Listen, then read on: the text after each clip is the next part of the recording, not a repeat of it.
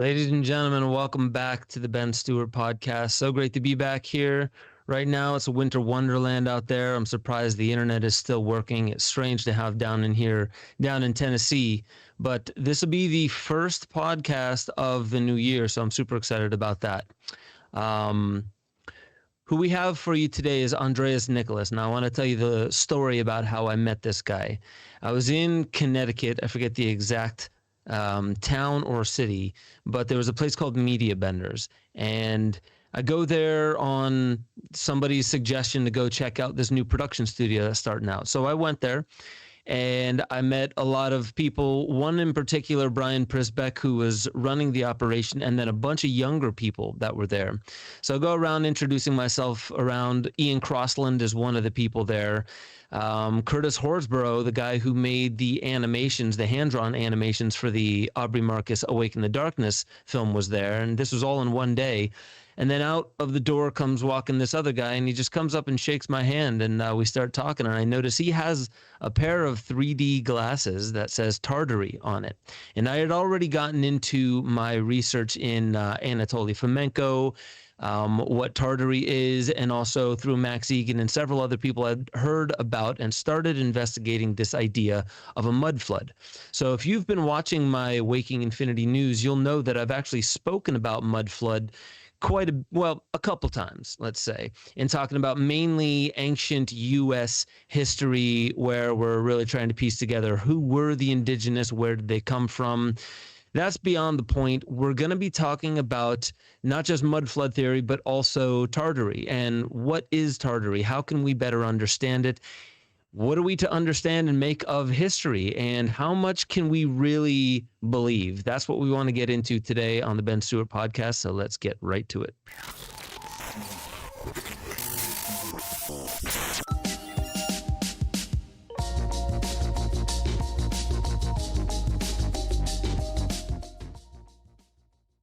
All right, we are back. Andreas, how you doing, man? Pretty excited, actually. How are you guys doing tonight? Good. I wasn't sure this was going to go down. This is a last minute thing, but I'm super glad. Yeah, like I said in the intro, it was really interesting how you and I met at that point. And I think you'd said you'd seen Kymatica. Is that right? You'd seen some of my work before? Well, my computer's doing something really weird right this second. I don't know why this is happening. It's beeping. I know why. This is crazy. Yeah, I hear that. Well, I mean, why did I hold this down? It's crazy. The control strip is doing a Siri, like it's pulling Siri up every second over and over again. Do you have anything leaning on the keyboard, or were you doing Enochian magic in the past 5 minutes? Hold on, see if that stops it. If you Google it, either of those things will cause Siri to come up. I gotta just get rid of this keyboard and just stick to like old machines. Well, when I first met you, I'd already heard about you a lot, and I'd seen your first Esoteric Agenda documentary and Kymatica and Ungrip. And so I feel like the person that really inspired my work was you. Like, if it weren't for you, I probably wouldn't have started making these documentaries. So I kind of think of Esoteric Agenda as the prequel, in a way, to my History Revised documentary, which is, I took everything that I learned from you when you first started, and I felt like a lot of people were trying to do that, you know, and they took your information, but they were taking it to a more blue pill place, like Zeitgeist and all these other things weren't quite getting the point of the Kymatica and how it relates to, you know, hey, there's a craft and people are looking into these things. And I was interested in Morals and Dogma from Freemasonry and wanted to see Albert Pike's book. And I started getting all this information together, and all of a sudden somebody had said, you know, have you heard of the, you know, phantom time hypothesis and all these things about the Jesuits in the 17th century? And then there's so many other people saying, well, you know, Jesus is based on Yeshua, and there's this other line, there's this whole other story. And then there was Fomenko.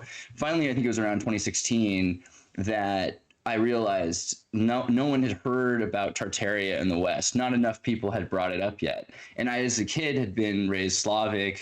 From my dad, learned about Taurus Bulba and Russian literature, and knew that Russia didn't have the Gregorian calendar until the 1920s. So it made it really hard for me to figure out, like, how am I supposed to ask people questions if they don't have the same input of data? And then I started realizing this is probably planned. So I started asking myself, well, who comes from where? Like I'm supposed to have family in Croatia and Spain, both new countries. Spain didn't exist a couple hundred years ago. It was a confederacy of Galatia and of the Basque state, which is split in half the way they did in Africa. So the Rhodesian state split like the Tutsi, the Watutsi. And this is the same thing they did to the Basque people. And so I started wondering, well, who are the Basques? And the Basques have a language that's just not like any other in Europe, except it does have the same grammar as Japanese. And then I found out the Japanese were half Catholic and that they'd been converted and then they had a giant war that had pushed them out. And I was like, what do I know about history? And the other thing was I've been working at CNN. So I worked for NASA doing engineering of nanotechnology, and I worked for CNN doing social media metatag software so that they could put together information on how to get the internet to watch their videos. So I'm sorry for that. But once I got out, I realized, well, when Flight 370 happened, it was pretty obvious I needed to leave now. So I got out of CNN and I lived in South America, and I saw a bunch of archaeology and just kind of fulfilled things I was interested in ever since seeing Esoteric Agenda and having Ungrip in my mind, and also going to Europe and seeing these cathedrals, but there's cathedrals in South America too that have the climatic patterns. Yeah. And I started saying to myself, well, clearly other people know this, and Ben's right. Everything you said about these groups of people who were, why they had the craft, it was more than just the YMCA, but it was kind of this, like Adam for the Rothschilds building his, kind of surplus YMCA. How do we have buildings for all of our stuff? Well, why don't we adopt the Freemason lodges and we'll put it together? But then the Hermetic societies go back further. Freemasonry really starts to sprout when the Jesuit suppression happens. Eventually I had to figure out, okay, well, Spain's a new country, Italy is a new country, Germany is a very new country, Austro-Hungary and Prussia. Where does this start? And you start looking on maps and you find, Tartary. And everyone said, when I was growing up, the few people I ever heard, like the Russians and Croatians who came over who were still talking about it, looked at it like a fairy tale. And the thing about fairy tales is it's often about these little people underground or something. But the universalizing thing is that they have a technology that's basically magic to us. It's so advanced to us because we've been either kept in the dark or we've been put in the dark. We've been reset, perhaps, so that we're not aware of all the things that are going on. I want to slow this down real quick, just for the audience that may not have caught a few of those things, like to set the stage for Tartary. And like, what would even conventional historians say about Tartary? So it's roughly out there, Siberia, Mongolia, sometimes referred to as China during, I think, the Qing dynasty. What is Tartaria?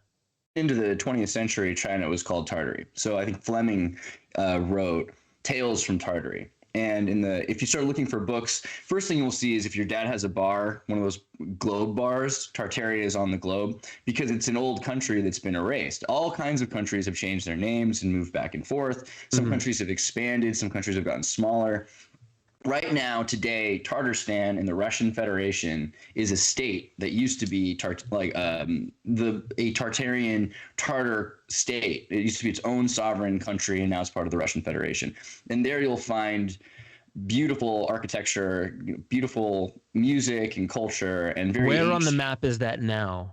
It's in Russia. So, Russia is expanded and also contrasted with the loss of the Soviet Union, but it basically covers all of the Cossack territories, parts of Asia, and then the Crimea region. So the thing about Tartaria, though, is when you look on maps, it's ambiguous because you have this idea that the whole world was this Babylon that was uniform and that it was Tartaria. And Tartaria also, you have to understand, the name itself might not have been the exact correct name to be used for every part of the place. Like Atlantis, probably was a title later given to it, right? I think Herodotus found one of these sovereign Starfort city-states of Tartaria and called it Atlantis.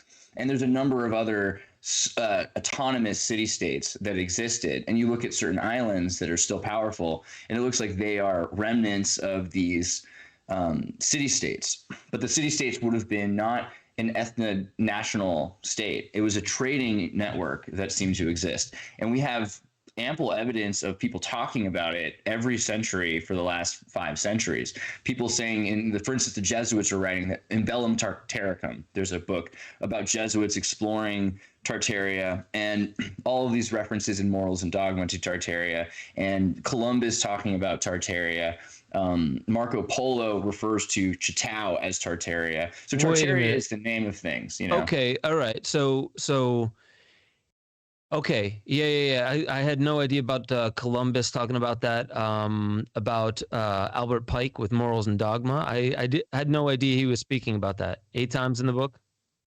Mentions Morals and Dogma Tartars, and Tartaria is mentioned, I think, twice. But they talk about the people as being, they are losing their gift because of they haven't done enough with it.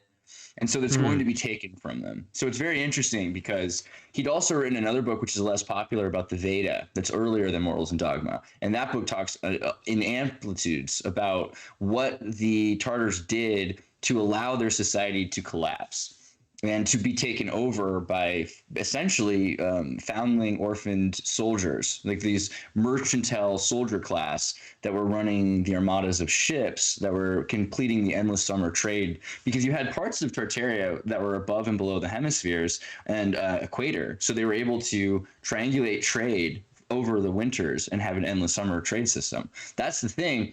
We keep thinking that right now is the peak of civilization, but really there's been a number of resets, and great awakenings over and over again.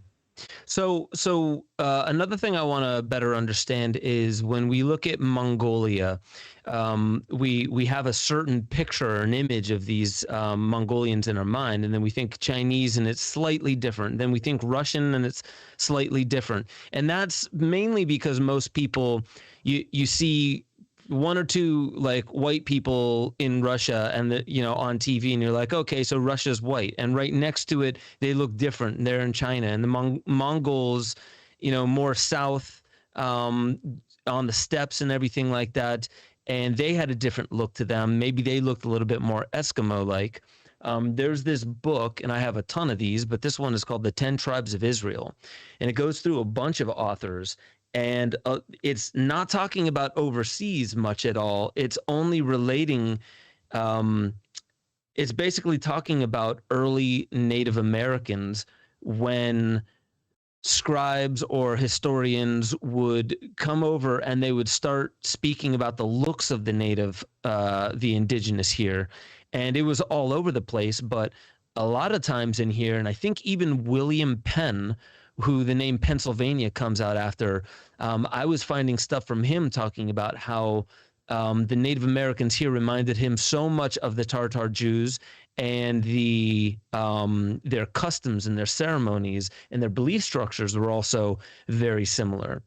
So I guess the question I have for you is, if we were to look back, could you say that the Tartars had one specific look, or was it a hodgepodge of many different groups, let's say like ethnic groups? So a lot of the time, the way we look at it is a state is a legitimate source of violence, I think Weber said, and then nations are the migratory peoples. So you look how big Russia is, and again, it's, this is one of the things that happened in China, the idea of this Great Wall scenario.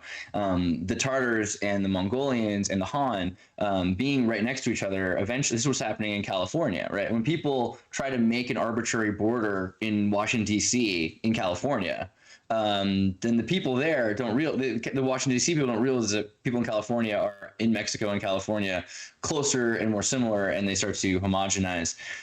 So there are Asiatic Russians, there are European Chinese, if that's the word you're looking for. A state, I mean, it's kind of like saying Tibet is China, it's a state in China. It's not really, and it will never be, and its culture is very different. But similarly, the Uyghur were part of Tartarstani culture.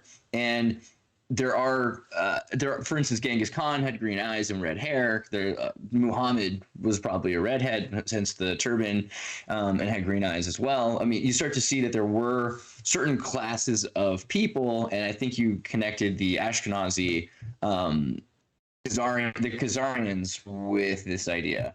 But there are also other people. So this is a trade network, not a race. And there are people in there are Scythians and there are Aryans and there are the word Aryan Sanskrit for noble. So it's also, it has not to do with like Nordic or something like that either. And there's the Rus, and there's a number of people that would fulfill the trading purpose. You look at Iran versus Japan, so Japan became an ethno state. And during the Edo period, it was very refined, but it's very small, and it only does, it tangents out. Whereas when things can trade, that you have the endless summer trade, then you can build up this empire to the greatest empire it can be, and it's beyond an empire because there are checks and balances to keep it from collapsing every generation when your strongest emperor dies, right? Like this is the problem with Alexander. Yeah, so you're saying basically what we're looking at with Tartary is something that would more or less look like what Great Britain, where it has like outposts all over the world, and then America kind of became that, but we have bases everywhere, but we wouldn't really say that we've annexed all these places. So we're taking a look at Tartary more as something. This is also what people said about Atlantis. There wasn't just one spot called Atlantis, and now we're getting farther back in history and possibly more into what most would call legend, story, or myth. But Atlantis was global. Not everyone would have claimed themselves to be Atlantean, but is that kind of what we're talking about? Because all the way up until today, Tatars, you would even see when Putin got into office, I think around 2000, it might have been the Black Sea or Caspian Sea, I'm not sure, the Tatars and their language was starting to be pushed out. And there's a couple other questions I want to get into specifically around how this whole thing started, as what was the nature of the inquiry, because Tatars today, if we're talking about modern ones, are more like Muslim Turks, and maybe had their descendant from the Golden Hordes, which would be not Muslims and Turks. It's changed so much. So, I mean, absolutely true that the Tatars and Islam are connected concepts, but Islam existed before the 700s. And it has existed for thousands of years, arguably, as a term. Like Islam means bliss or submission or being part of this system. It's kind of the idea of removing yourself from making tangential future universes and multiverse and trying to find the omega point universe and aligning yourself within that and yoking your purpose. But it's connected with yoga and all these other things. I did these interviews with union. Right, yeah, exactly. Yoga means union. Yeah, so I see what you're saying. Yeah, I did a lot of interviews with these Tartarstanis. These girls from college got all of their family accounts from what happened over the last 100 years, because they're blonde, a lot of the Tartarstanis, and they live in these incredible architectural marvels that look like Muslim mosque temples. But you start to understand why they depersonified God into the arabesque and where the more intellectual aspects of Islam come from, because there is a dynamic there. It's kind of like with the Westboro Baptists. There is a really advanced and philosophical kind of Christian, the same as there is a very advanced and philosophical kind of Muslim. Mm-hmm. And there have also been many people who've been put on the front lines of soldiers. I think you could say a lot of Spaniard conquistadors were probably not the most deep philosophical Catholics that there ever were, if they're murdering everyone. Similarly, Islam has, they used to have mullahs that were their entire lives trained. I think one of the interviews on my channel is a girl whose great-grandfather was the most important mullah in the region of Tatarstan, that is the main cities. And they would guide the culture. They would understand architecture, science, math, and they would have to take 20 years of studies before they could move beyond just being an apprentice. But there was a big push 100 years ago to erase all that. There's already been pushes everywhere else. 1812 is a big example. But in the 1900s, during the 1917 and 1920s, they took everyone who had any kulak-like qualities of owning land or being important, and then they just dismantled the top 10% of all of these countries so they could fold them into the Soviet Union. So we know a lot now. With our groups with recent Tartarians, we found out, a lot of books have made it out of the Byzantine into the Renaissance through Ireland, because the porters were trading books. But we know more about what happened up to 100 years ago than they do. And then we don't know what happened after that because of the Soviet suppression. Now we do, because we can see, and we can connect this information. So much of the Russian Tartar population who've already been talking about this for maybe 20 years or maybe more, because we've seen CIA information FOIAs that show the CIA were trying to seed people's interest in Tartaria in 1967 back in the Soviet Union. Okay, so that's when that declassified document came out? So explain that to everybody, because that's the first thing that I saw when I started diving into it, was this declassified document that was basically saying that Tartary, and I now I'm foggy on who it was that the document was talking about, that was looking to erase Tartary from history, whitewash Tartary from history. So please help the audience explain that.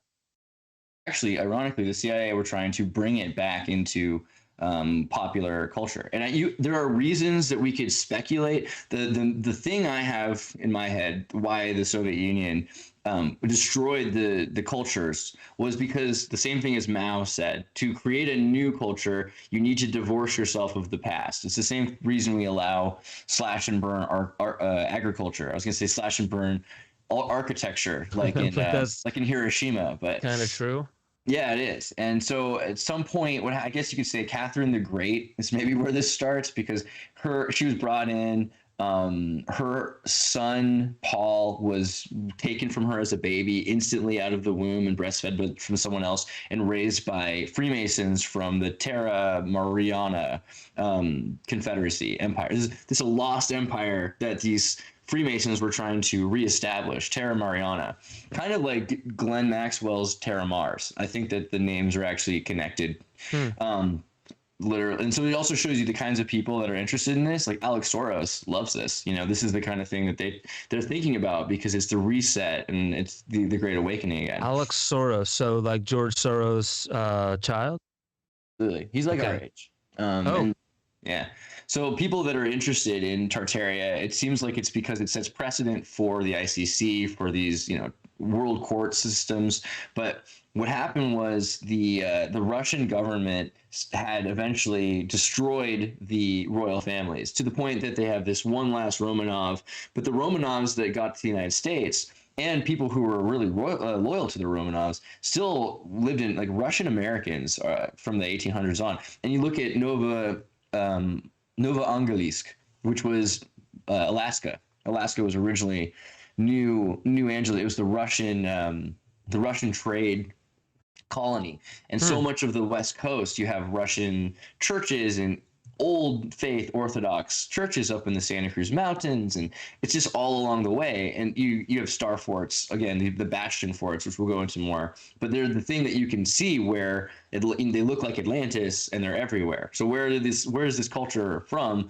You can find it in Hawaii. It's not just in Italy or Russia. So you start to see there is this large connection of people that were already trading before this point. But then what happened was the Freemasons kind of disrupted the Russian Empire. And so people that were living in the United States at that point later, who had left in this exodus, who were still trying to bring back newocracy. And this is the other idea, is that some people don't believe democracy is the best goal, because democracy is a tool, it's a weapon, though. It can be used to render all rights void. And so we had Cromwell in England, and he completely destroyed. They killed King Charles, and then they had a democracy, but people voted away each other's rights. So they went and they got King Charles II, Prince Charles, II, and made him king, his son, from Amsterdam, and said, "Hey, please, can you just guarantee us as dictator that you'll protect our self-determination?" And so Britain's worked on that same logic ever since. So there are a lot of elite that think we need to have elite families, and they want to bring back this idea. So some people associate Tartaria with the noble class. I've noticed this is a big issue as well, because they're thinking, well, then there'll be educated people that can, but this is also the problem. People that have been educated aren't necessarily of merit. And so you have nepotism. This is perhaps why Tartaria fell, because so many people were aware that they could just take it. You know, you look at Spain during the 70-year war, and Spain was part of Tartaria through being controlled. Like Holland was controlled by Spain, was controlled by the Cordoba Caliphate, which is an Arab empire that's controlled by Khazaria, which was controlled. The Khazars were then called the Tar Khans, and it connects to, you know, the original East Asian Mongolian empire that spread everywhere. Now, at this point, all these things have basically disappeared because you had a flu in China that killed off the Manchurian high class, and you had another. That's still going on, right? But the thing was, China, like the way you look at China now, Chinese people don't look Chinese 500 years ago, because China, again, there's 300 races in China. There's 53 left. And that you can kind of still differentiate and have their own languages sort of still. And so you can see that's a lot of a drop. And really you have one that's allowed. You know, you have to be Han, you have to speak Mandarin. Even Cantonese has been shut down. And so more and more China is becoming an ethno-state, a billion people ethno-state. But it was never like that before. And you always had states of different people. And the Manchurians were up in the northeast near Russia, and they looked more Russian. You know, they didn't look Mongolian as you say today, but that's, again, not correct, right? Because Mongolians used to have red hair a lot of the time. But yeah. Again, this idea of there being just one race doesn't make sense, because you look at the United States, you have colonies, you have trade networks, you have families that establish one trade network on one state and then on another, and then they're sending, you know, like people in Chile, in California, that send wine back and forth. So you end up creating new genetics all the time. And this is a problem. We often look outward in to see how people are different, rather than nowadays, you know, we're using genetics and we're able to say, oh, well, these people have the same sequences. The Berbers and the Vikings and these, you know, like Beta Israelites all have, how is that possible? Oh, well, let's follow the line. Now, that was actually more common 1,000 years ago, not because they were using DNA, but because you had familial records and you cared about who your mother's mother was a lot. So those kinds of records still existed. And a lot of the time today, the people who cared about those things are what we call royals or elite. It is interesting you mentioned that. There's a couple things that brings to mind. Is one, when you mentioned the Aryans, there were the Avestans and then there were the Vedic. And so the Vedic were down into what you would call India, and the Avestans were north of that. And that's where a lot of, there's this great book by Karen Armstrong, I think, who wrote The Great Transformation. And she starts there when she talks about religion.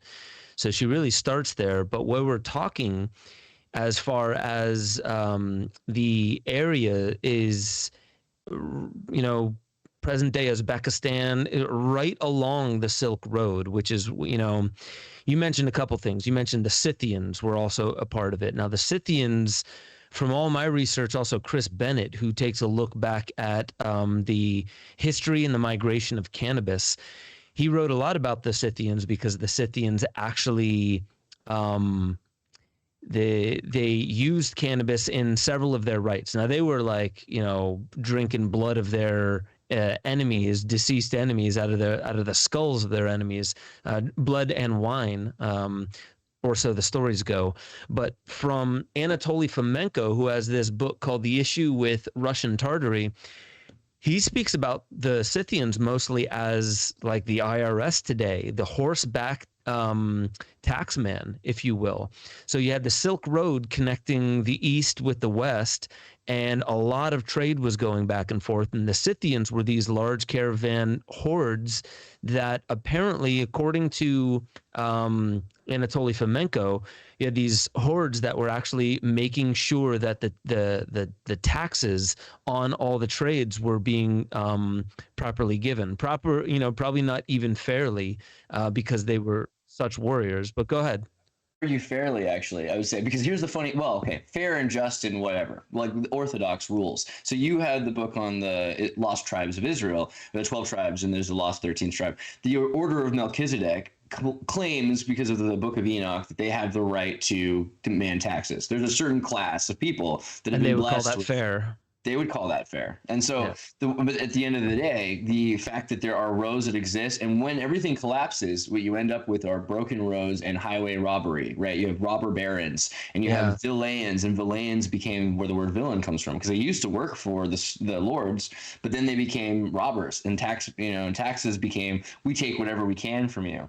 But at a certain, originally in the Library of Alexandria, to come in, you had to bring 2 books, right? You brought a book, and then they would copy the book, and you could then do your trade. So some of these ideas of taxes are very different, and paying tithes and paying tithings were probably, so this is was the thing. part of magic. Tithing 10% of, to your church, tithing 10% was a form of magic, actually still is practiced to this day. It's just looked at as hocus pocus to most people because the well, you got to yeah. So I wanted to mention, when you mentioned people understanding their own ancestry and being able to, they knew the lineage that they came from. So I went to Hawaii and I was filming for Mauna Kea. And that's basically because they're trying to keep this multinational, billion, at least $1 billion telescope that's supposed to break ground, be a huge upset on Mauna Kea, which is their church. Now you go there, and these Hawaiians, there's this guy Io Kepa. There's quite a few people that I had met that you would just look at them and be like, oh, they're kind of urban kids. So I talked to Io Kepa. He was a young cat. It took a while to actually get him to even trust that I was going to bring out a good word about it. But when I finally got to the point where he trusted me, the first thing he did, once we got the camera rolling, was he went back, I think 10, 11 generations, and he just named it, rattled it off the top, almost as if it was poetry. I know that that's been done in so many. In fact, you go to any, I wouldn't just say indigenous, because that makes people's minds go all the way back to the mud, but like civilizations prior to the most recent colonization that we in our modern history understand.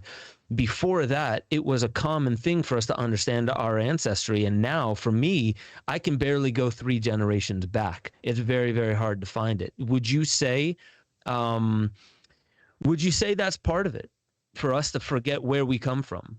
At least a trifecta there. So for one thing, going right back to the mud flood is exactly where it goes. So that's exactly what you want. You want it to go all the way to the reset. And, because there's a flood, there's a deluge, there's a mud flood. Everyone says that they come from the sons of Noah, and that's the beginning of that. 2, of course, you get rid of people's history, and then you can own their past and their future. If you have anyone right now and you can build the system around them, that, and you push them from behind, and you can wall off the left and right, they can move forward, and so you can force people.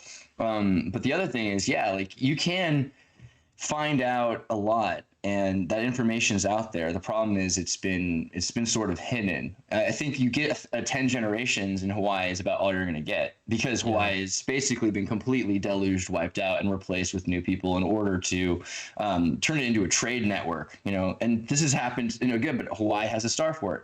So I guess for a second, another thing to mention is the Foundlings.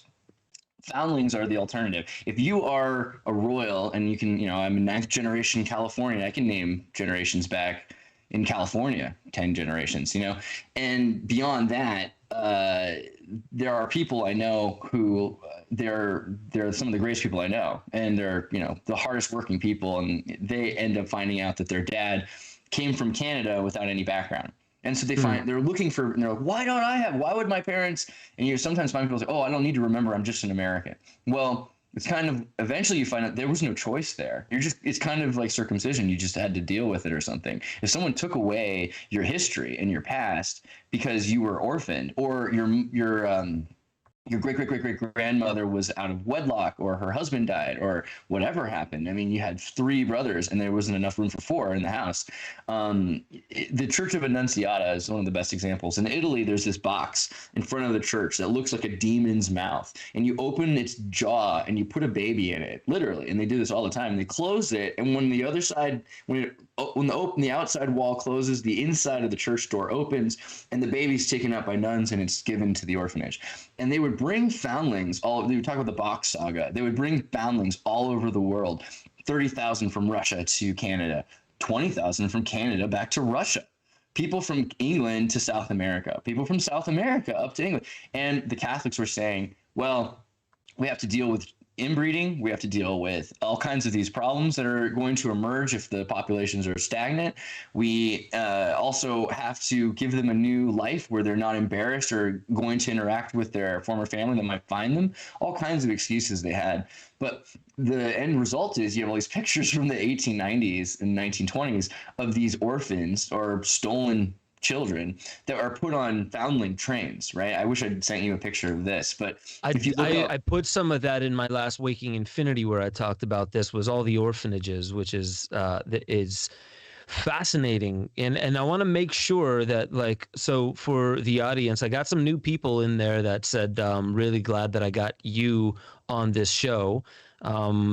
Psycho Pomp the Third said, Andreas is a quantum computer. Glad you reconnected. I'm glad I got a quantum computer for this show, man. Yeah, it's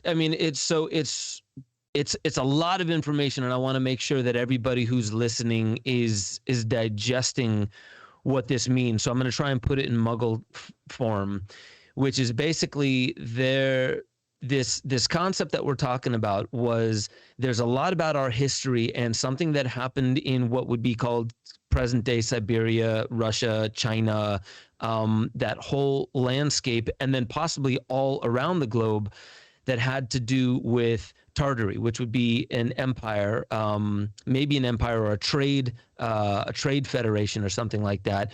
But that history was changed along the way. And I know the Jesuits keep coming up.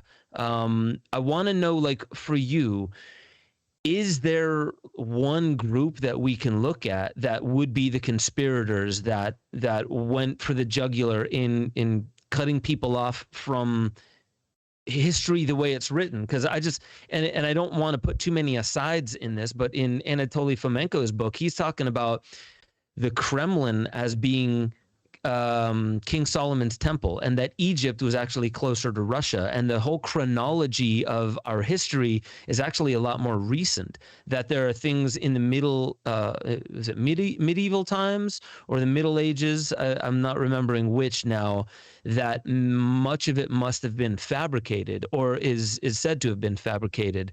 Can you, just for the audience that's trying to wrap their head around this, we got enough of a starting point that Tartary was this trade federation. It looks like it may have been global, not just the Northern Hemisphere, but also possibly the Southern Hemisphere. It wasn't just of a specific looking people or a specific kind of religion, but that something recently, and we'll get into this, we'll get into the mud flood, but something not too long ago is what wiped out our memory of it. So would it just, in your mind, would it just be the mud flood, or are there specific groups other than just the Jesuits? And I want to know your thoughts on the Jesuits, and maybe even the end game there. Who are the conspirators here that's covering up this history? Well, yeah, let's pull away layers of the onion to get down to the core, because the core is what happened, and like you have to go through technology and the fall of Tartaria. But beyond that, even if it just fell, like, and you have 20 years without electricity, what's going to come afterwards? There's going to be people that hide their hands and hide the technology. And so there are groups of people. Now you look at the Jesuits, and I said earlier, the Jesuit suppression is simultaneous with the rise of Freemasonry. So you can't just say it's any priest or it's any Freemason. It's actually a group of specific families that were, again, able to take control of something that had already fallen basically on its own. And this is something that happens because of environmental disasters and technological disasters. But the Jesuits, at a certain point, again, they're running Paraguay. It's 100% literacy, 99. Everyone is astrologer, astronomical geniuses. They're using telescopes and they're looking at celestial bureaucracy, and they're doing this supposedly for the Catholic Church, but they're far removed from it. Same with Japan and Macau and all over the world, that they have built this empire, and it freaks them out. Around Catholic what Church. Time period in our modern understanding? Well, okay, and so that's another fun thing. So the Fomenko thing, the Soviet Union helped him prove that the chronology is wrong. But at a certain point, they asked him to stop, and he had to start hiding his evidence. So we have great evidence, at least half of what Fomenko says is true. For instance, the phantom time hypothesis says in the 16 to the 1700s, as we refer to it right now, so 300 or 400 years ago, just around the Enlightenment period, that you have in Portugal an assassination attempt on the king, and then the Jesuits begin the Jesuit suppression. And so we don't really, it's like the Matrix. We don't really know how long they were suppressed for. It looks like 50 years. 50 years is what's on the books. It could be 100, but we know that Catherine the Great, again, she helped the Jesuits. The only countries that they were allowed to continue to exist were in Belgium and parts of the Russian Empire, and in the United States. So there were Jesuits, and maybe Canada, but it was hard in the French parts of Canada. So Scottish Canada and then parts of the United States, you still have this Jesuit empire, or this conspiracy, right, of people that were trying to build liberation theology and to build a world where there are foundling without fathers, but everyone's a father, and that everyone's given an equal altar boy lifestyle. But it took decades for them to eventually work their way back into the Vatican through the Franciscans, kill the Pope, poison him, and then find the dead body of the Pope who had excommunicated the Jesuits, dig up his body, put his corpse on trial, and then excommunicate his corpse, pull his soul down from heaven. And then instead of, we have the prohibition of alcohol, and then we have the unprohibited. We get rid of the prohibited. You can still see we had a bill for it, and then it gets erased, but it doesn't get erased. It gets repealed. Not with this. With the Jesuits, it's like nothing ever happened. They erase that there was a pope. Therefore, they erase that they were ever erased. And they just go right back and act like it's 50 years earlier. So we have that, is one of the best evidences that the Jesuits like to mess with time. There's also false, what's it called? Pseudo-Isidorian decrees, which is, they say, how come you don't want priests to get married anymore? Our priests in this area have, for thousands of years, had wives, and they tend to the cathedral, and they are part of the community. And they say, well, actually, we found this coffee-stained piece of paper that we say is 1,000 years old, and it says that they've never been allowed to do that. Ta-da!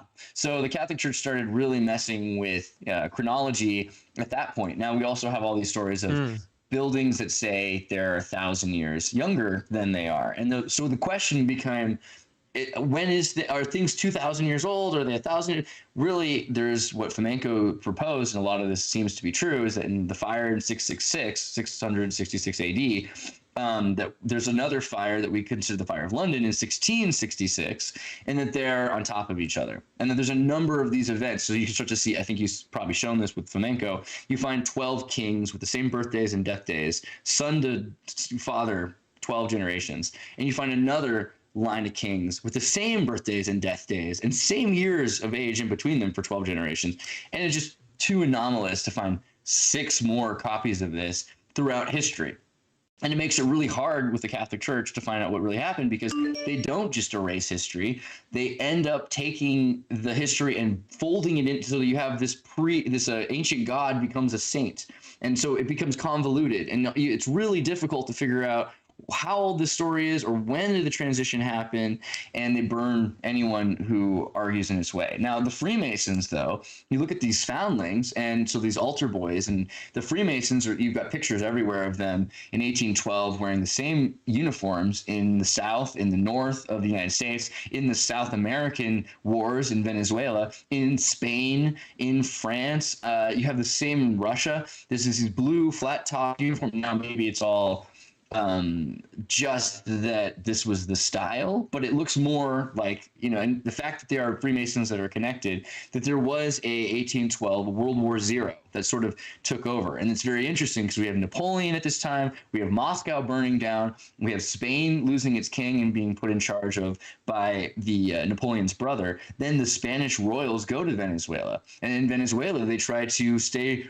loyal to the original royal family, but they have an earthquake that destroys Caracas. And, all of a sudden you're seeing more and more of this crazy devastation everywhere that just seems impossible to be done naturally. I mean, flooding and crazy things that start to happen. So it looks like also whomever had this had access to some kinds of technology. We talk about Herodotus and Socrates and Hero in ancient Greece having fire and lenses and using this technology. Well, simultaneously to this, we just had the 70-year war in in Holland. And Holland had all this Arabic technology. The word turban in Dutch is tulip. Tulip means turban, and turban and turbine are related in the Dutch windmills. And you start to see the camera obscura and how Vermeer was able to paint because he was using lenses so he could shine light through on concave mirrors and draw and get this absolute value of light and dark that the human eye can't see. So much of this is proven by the technology that we're finding. And simultaneously, in 1812, you have a fax machine, which is another thing. People think the technology doesn't exist, but you have a machine that has, it's called the pan telegraph. And it's a pen that swings X, Y, and Z coordinates, and it's sent back and forth through radio or telegraph. So you're able to send a picture of Moscow burning through Alaska to the Alamo, and the Alamo under attack can send a letter and a picture back. So the elite at this time had great instantaneous communication with each other. And whomever those members are, I mean, you start to see like there are Freemasons, there are Jesuits, but this is a bigger thing. This is a group of families that are trying to replace another group of people. And who were the people they replaced? These royal, as you said, federations, a confederation of kingdoms. So you have sovereign kingdoms, city-states that are run by specific groups, and they have a certain amount of self-determination. So that it seems like what happened is that whatever had destroyed them, then they were without ability to defend themselves, and they were overrun. So okay, so you're saying that this would have happened roughly 1617, what we call 1700. The most recent, well, the part where history is erased and changed. So yeah. Also for the last 800 years, there have been natural disasters. There have been technological disasters. When you start to look into the technology that they had, for instance, I went to South America, and you start to see these giant churches and these they would empty out. I was working for the government of Peru, and they were working on a hydraulic water system. They wanted to completely remove all of the water from this zone. When they did, they found a cathedral that had been underwater for hundreds of years, right? And it's a beautiful European style cathedral with perfect cobblestone and sacred geometrical patterns of masonry. Where was this? This was in Peru. And I've seen things like this in Colombia, Bolivia, abandoned buildings that were clearly European, as we call them, style, but they're really not. They're Tartar style. And you can see examples of this architecture is brought to Europe as well, because, again, France, the Moors are coming through France. You have the Black Madonna, and the Berbers are also interacting with them. And when someone's conquered, for instance, like the Greeks are conquered, they're building things for the Romans. But when the Greeks conquered the Thracians built for them. So you see the same kinds of architecture, and Thracia is Taracia. And so this is another thing. Phoenicia was never called Phoenicia, but the capital is called Tyr, or Tar. And there's Tripoli, Taripoli. And there's all of these city-states that were part of the Phoenician Empire that use phonemes instead of just a hieroglyphic, because you could send actual records that could be, interpreted to be recorded. Well, okay. Super download.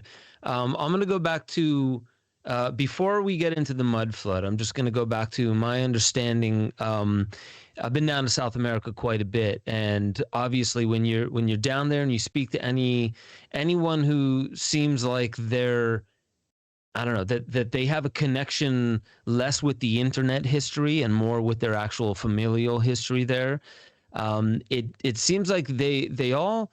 Some of them still brought up the idea of El Dorado and what the heck was the guy's name? Percy Fawcett, who basically mapped the Bolivian Brazilian border with a compass and a sextant. Potentially the same character that Indiana Jones was mapped off of. And there's also soil there called terra preta, which is from pot shards that is far beyond soil that we even can comprehend today with the microbial count, and just some pretty interesting stories or myths of South America. So I definitely want to dig deeper into that. And do you know where in Peru that was? Because I just want to look that up.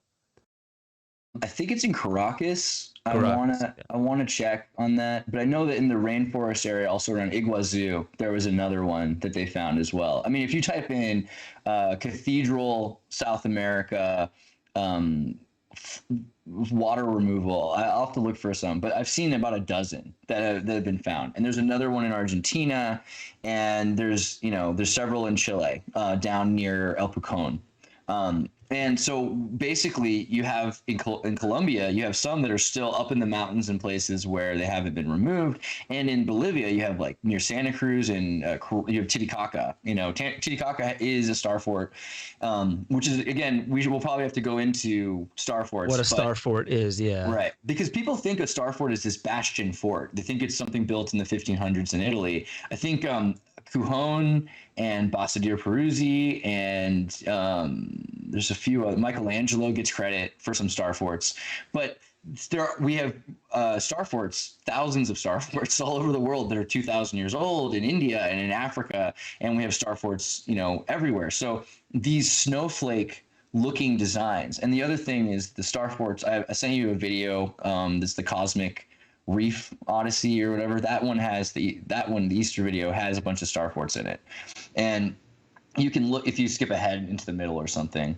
But there's a number of different kinds. People think of them as being these perfectly proportional systems where you have 360 degrees of defense. It's not always the case. Most of the time, they actually have a sacred golden ratio shape, and the golden ratio is aimed at a river, and there's a river going around the city, and so there's never any plastic water, and they're using the water in order to power the city. And there are moving parts to these, and there's magnetrons that we're finding underneath them, giant spinning parts also designed to hold liquid mercury, which is something we've heard about with the pyramids. Terence McKenna talked about this as well. I'm not sure if on your end you're seeing it, because I can't see it. I'm seeing cool. Yeah. Great, I see now. So you see there are these snowflake-like points. If anything hits it, it reverberates and bounces off of it. And at the same time, the water flow that starts to spiral around the thing allows for fresh flowing water. Victor Schauberger talks a lot about the values of this. And every one of these cities, so when I went to Cordoba is known for being the capital of the Spanish Muslim city-state that allowed anyone to do whatever and had all kinds of trade with East Asia and with Tatarstan and Tartaria. And they had, supposedly in the 11th century, people would go there and say, I came in, there were lights at night, and it was just this crazy place with moving parts. And it seemed maybe like they were trying to say something was magical when I was younger, but then I started realizing, well, they were referring to, of course, technology. They're just saying we don't understand the technology. And you go in there and they have giant water wheels that are pushing the water through as the river starts to flow. And they're taking that energy and they're using it for all sorts of things. Now, so much of during the 70-year war, you saw the removal of precious metals and of magnets. Virgin magnets are necessary to create these spinning parts. Virgin magnets, you usually have 16 of them because you have 8 of both polarities. And they're connected to something that starts to spin off and then starts to produce an electromagnetic response, which then can be used to heat coils. And we've seen Baghdad batteries, we've seen light bulbs, but light bulbs existed 1,000 years ago. I mean, giant ones that were on the top of towers that were being controlled by these water wheels, but they were then able to illuminate an entire city district at night. And so all of a sudden, we started seeing so much more of this technology also in South America. They're talking, you see pictures in Bolivia saying, hey, we had lights here that were run, but everything's been destroyed and taken for the most part, except South America is where you find, the Iguazu the hydroelectric dam. And so about a half or maybe more of all of South America is powered by this one dam that was built by Germans who escaped into Paraguay back in Argentina back in the 50s and 60s. But that's using all the same technology that we've been using forever. So you mentioned the lights in, I think it was Colombia or Bolivia. You mentioned that was when Percy Fawcett went missing. He was looking for this place where the lights never went out in the Amazon. So that in and of itself is pretty interesting. And like, there's so much more we can get into in South America. We might have to do another one of these just to make sure for the audience who can track all this, because I know this is heady, but it's super fascinating that you find Denisovan DNA from the Altai Mountains. We don't have many remains of them. They would have been cousins to Homo sapiens and Neanderthals and had gone out of style, if you will, a couple 100,000 years ago. But with that, with the fragments of Denisovan remains that we have found, we found that DNA a lot in South America and then less so in North America, which completely throws out the idea that the only way the indigenous got here into North America or into the Americas was across the Bering Land Bridge. And there must have only been small windows there. And I think even just in New Mexico, they found human footprints up 20, 30,000 years ago or something like that. And you're finding European haplogroups in the DNA 7,000 years ago in one of the drained bogs of Florida.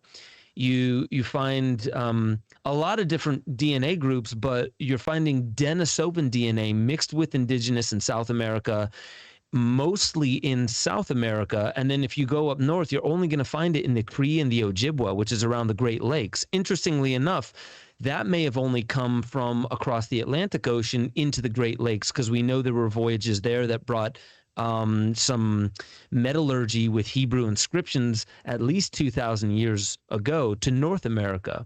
But if that's the case in South America, then there must have been voyages, cross Pacific voyages from, the old world to South America. And that's how the Denisovan DNA got there. So that's just one thing that I wanted to mention, that there's a lot of interesting thing when we don't know enough of where the indigenous of the of the Americas truly came from. And now we're starting to find that even with satellite photography and things along those lines, we're starting to notice that we're finding more temples and pyramids everywhere in South America, almost everywhere you can find. So the one last thing that I want to mention here is I want to better understand maybe who you are and where you came from and the groups that you've been involved with. Who dug this stuff up? I heard some people saying that those who were investigating Flat Earth started noticing some of these inconsistencies with either the timeline or something like that. Could you help us understand where this kind of a conversation started actually coming about, what gave it its speed, and the group that you connected with and I think started fronting regarding understanding mud flood in Tartaria? I think, really, I would say it does go back to Esoteric Agenda. So once I started making some video responses to people, okay, another thing is in terms of haplogroups, California was an island. And you can see one of the first videos I made was looking at how California was filled in the Dead Sea area of Burning Man right into Nevada, and you can see the old maps. And so I started pointing that out because I was in California and I have family in California, as I said, for 9 generations at least. So then I made a couple of videos that other people saw and they started responding, and we created this group called Recent Tartarians, and so that was the Tartary Nova website. So many of those people have different backgrounds, what they believe. Some of them are into flat Earth, as you say, but most of the time it's kind of like this article I saw said, "Oh, is QAnon is Tartaria the new QAnon?" It's no, there are people that are on the internet that were investigating things that realized this was far more interesting and important to investigate. I had originally thought history was safe. I was going to get in less trouble after leaving CNN if I went and talked about things at least 100 years old. Little did I realize that those were the most important things to right now and to the reset. But we found people in Venezuela who are linguistic experts, and students in Denmark who were PhD philosophy grad students who were studying ancient Saxon writing, people in Holland who were experts in star forts already, because Holland is built around already existing star forts that today are suburban plots, communities that they've just converted. So he was able to figure out how they've changed them from when he's been watching them, and see, with Google Maps, as an area changes in Peru or Russia over the last 10 years, where the star forts used to be and where they still are, because they have been converted into military bases. We have volcanologists, people that are interested in the electricity and alternative research. all sorts of people that were interested in all sorts of things became interested in Tartaria because it just seemed like the obvious answer. And also there's a lens to this. I think it's kind of a lens that you developed where we have to reanalyze everything, maybe the same way that the 1619 Project tries to reinterpret history. We have to go back and sometimes say, well, wait a second, was the Kensington Man real, or did some British archaeologist make this because he felt offended by what is true history? And how much of the time are we telling ourselves we are the greatest thing to ever stumble across it, and the original thing was too primitive to have actually built it itself? That's a bad lens. So using the Tartarian lens of archaeology and anthropology, we're able to say, hey, what if these people were able to do something?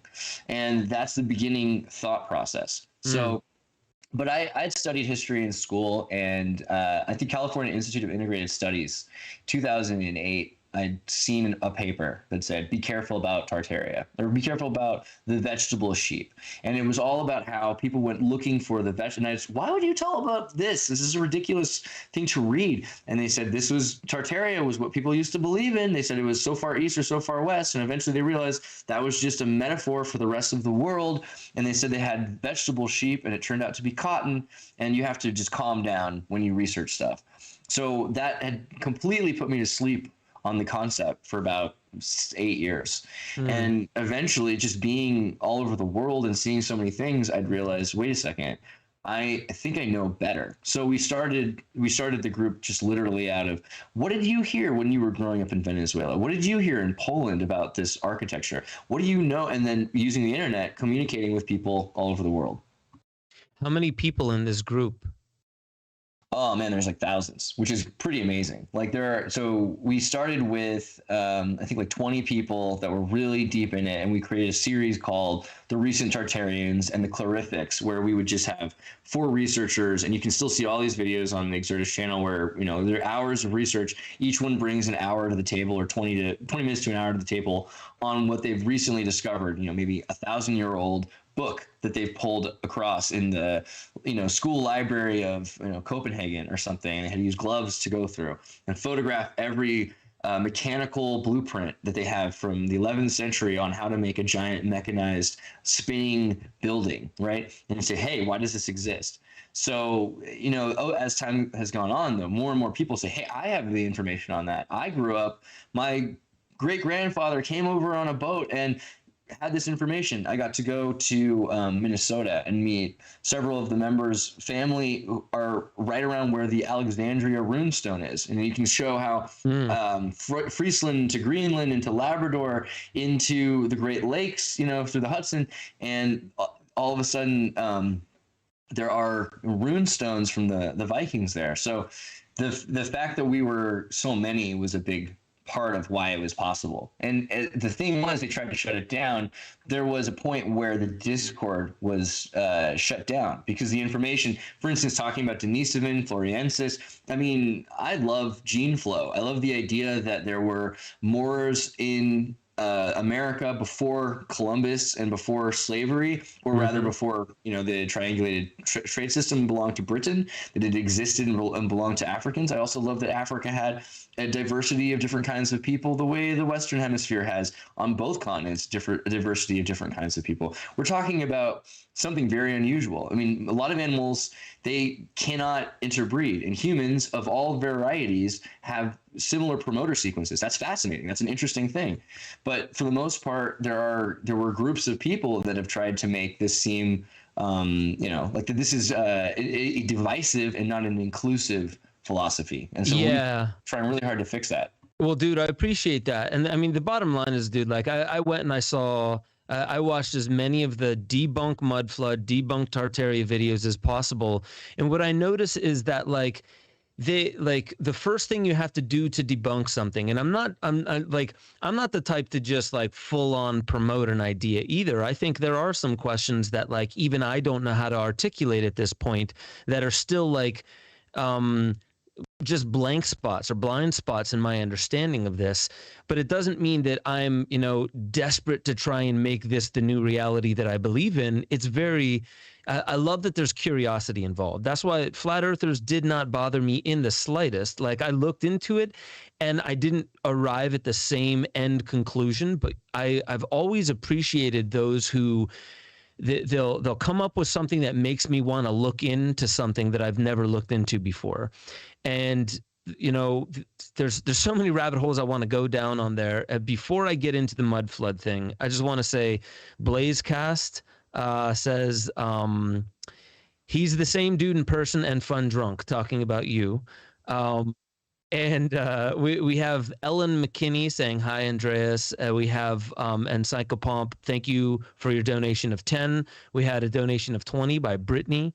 And then somebody, it was Bad 3, or it was like Bad Energy Troll with the 3 is the first E, said, would you rather raid the Smithsonian or the Vatican? So I'm gonna let you answer that before we move on to Mudflood. Definitely seen the Smithsonian, and I have, don't get me wrong, because that's the best question, but the Vatican probably has more money in it. But I'd say that if you're looking for history, to raid the Smithsonian might be more complicated. I feel like the Vatican, you just have to wear the right outfit and you can probably just walk around there. Maybe you can in the Smithsonian too. The Smithsonian's the weirdest thing ever, right? They killed Smithson, took his money, made a fake will that said that he wanted all of his money to go to America, a place he'd never been, and now they basically run the National Archives of everything. When you see Indiana Jones and they put the Ark in that box, that's probably actually underneath the Smithsonian. Interesting. Did your audio cut out a little bit right there? I hope not. Can you hear me? Gordo, did it that went a little drop? low. I think they don't want me to talk about what they have at the Smithsonian. The spaceship used to be at the Smithsonian before it was. They built the Space Museum. It was at the Human History Museum in DC. If you're ever in DC, just go to the Smithsonian Museum because it is free. So that's pretty based. But awesome. You're not going to see everything.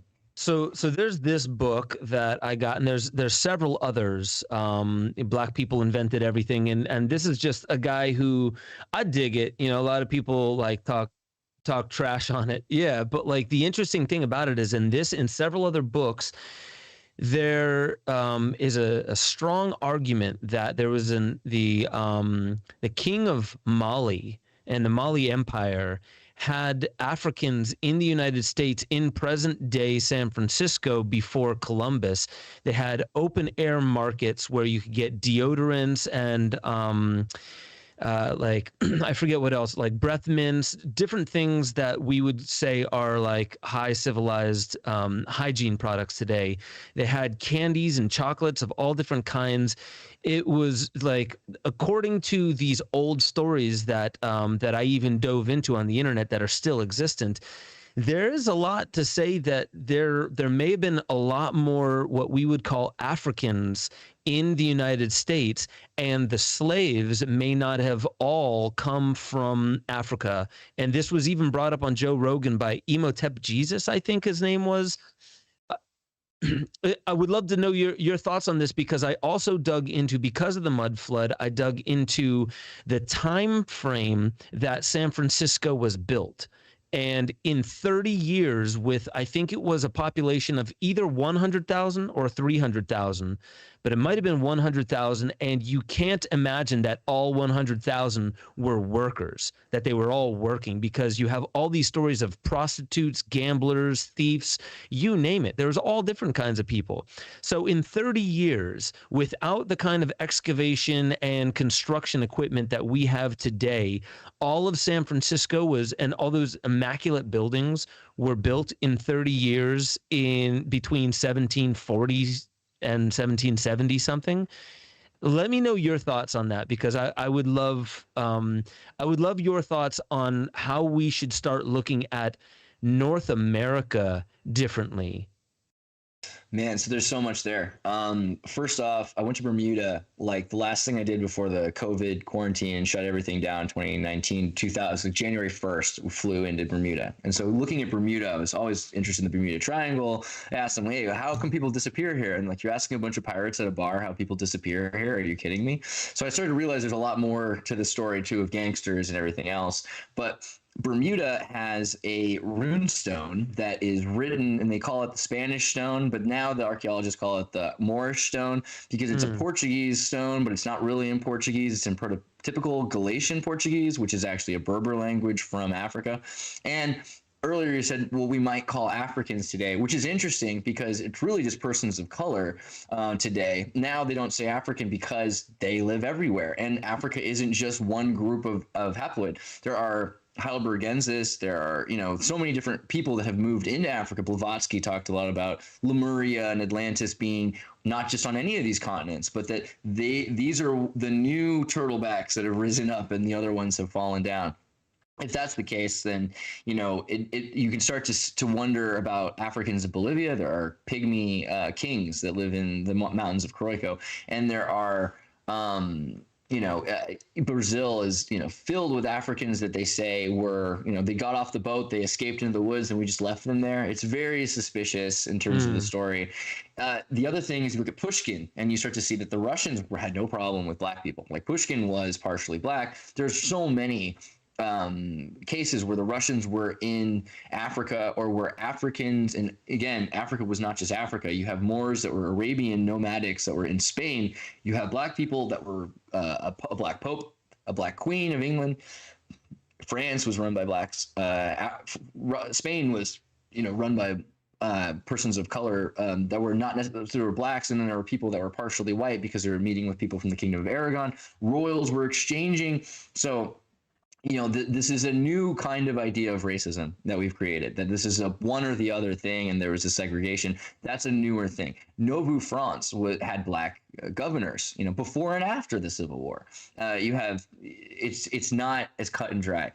Also, in California, you do see haploid groups in certain kinds of Indians, like Native Americans who were Scythian, but they'd also had influence from people that had crossed the land bridge or had crossed the Bering from Hawaii, the former peoples. But you start to see, like, what do Taiwanese look like, right? And Taiwanese, some of them look kind of black, some of them look like Native Americans. They all wear feathers. And then you start to see who are the people from Connecticut, the Aragon Indians. A lot of them look African.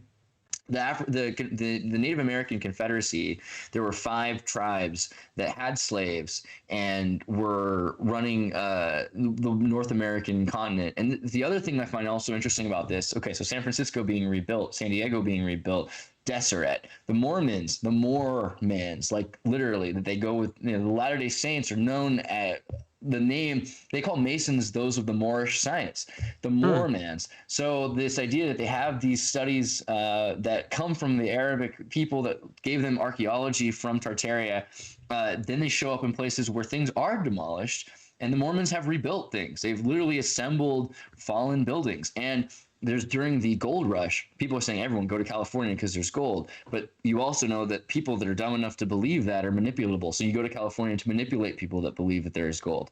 You can sell them shovels, So and where is San Francisco?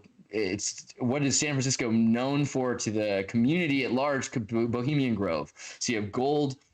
You have the Order of the Pug, which are the Protestant Masonic allied Catholics, similar to the Knights de Hospitalier, which were connected to the Knights of Malta. Knights of Malta are all across South America and South California with the churches, and they start to use these giant hoses to remove mountain. They explode places, and then they just remove sand that's been filling in areas, and you start to see that some places are literally just have been buried, and they've dug them out, and other places have collapsed and they've rebuilt them. And there are some places that have just been sitting there that dilapidate. So you have these huge mansions that look like the buildings behind me in California that were there for 10 years.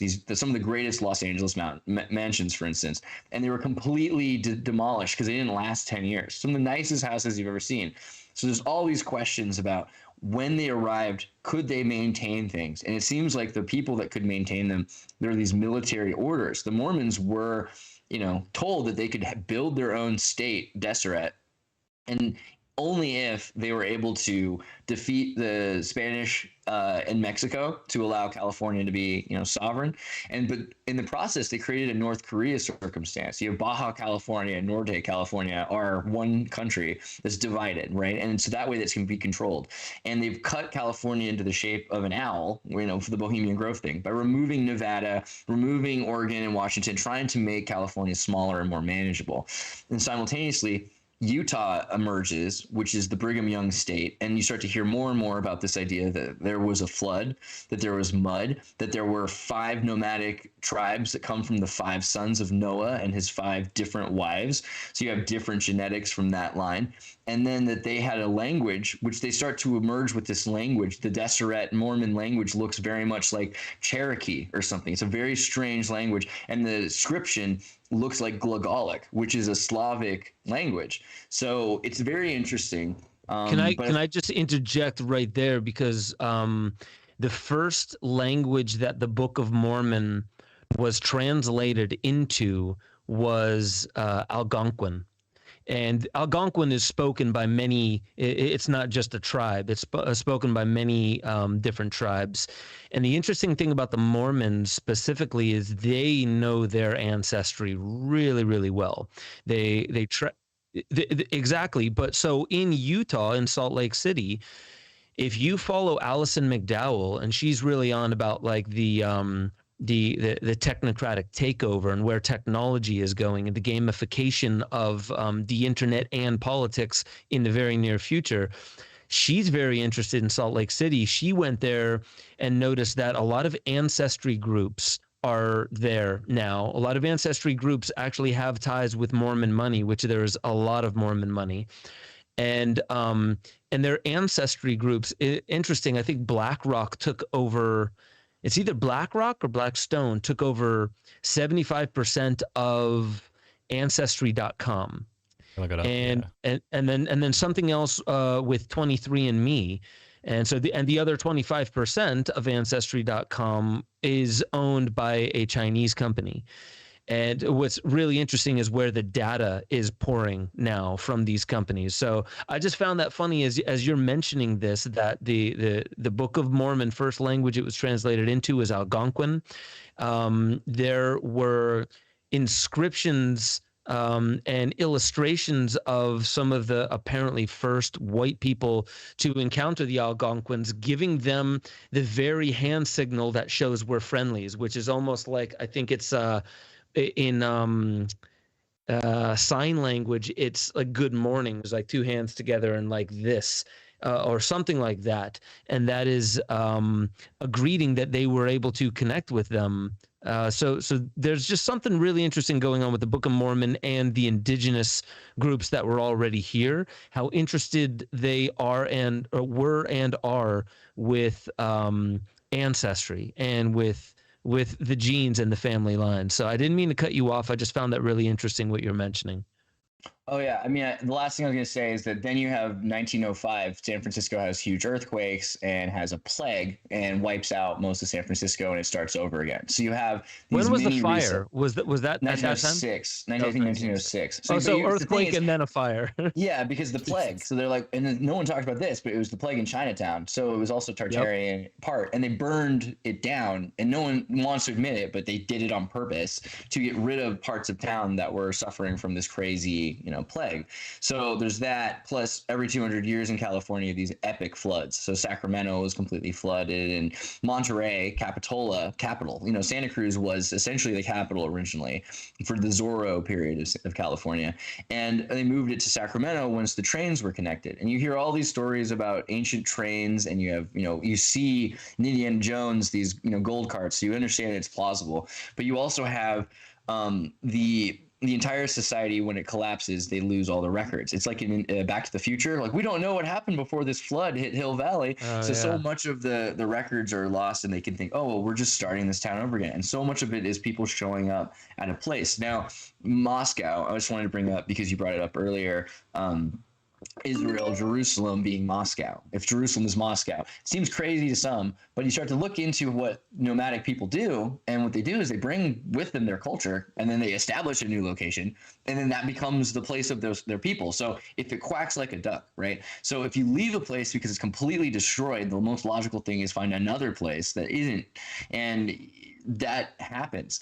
There are parts of Damascus, Syria is, for instance, very different today than it was both 10 years ago and 1,000 years ago. You had Christians all over the place. Constantinople, very different than Istanbul, an important place, but it's not the same place it was before. So we've experienced a lot of these shifts in locations where, what's another example? I think it's in Mostar. Mostar was forget one of the Roman citadels, and the Rome, part of Rome, Rome essentially didn't exist. Rome is claiming locations that were Etruska, Taruska. So you have the rape of Tarpeia, and then they take it over and say, from now on, we're going to call this Rome. And Europe does this, like I said earlier, Germany didn't exist 200 years ago. It's a new name for a new place. So much of it is just taking the old names and changing them to new names.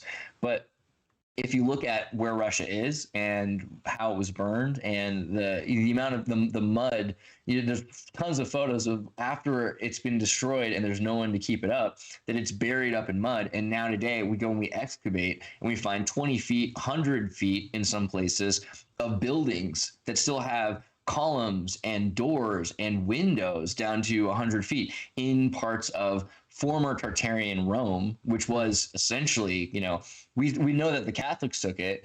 We know that the Romans took it. We don't like to talk about the Tarpeian sacking, but that's a holiday for the Romans, right? They celebrate the way we have Independence Day.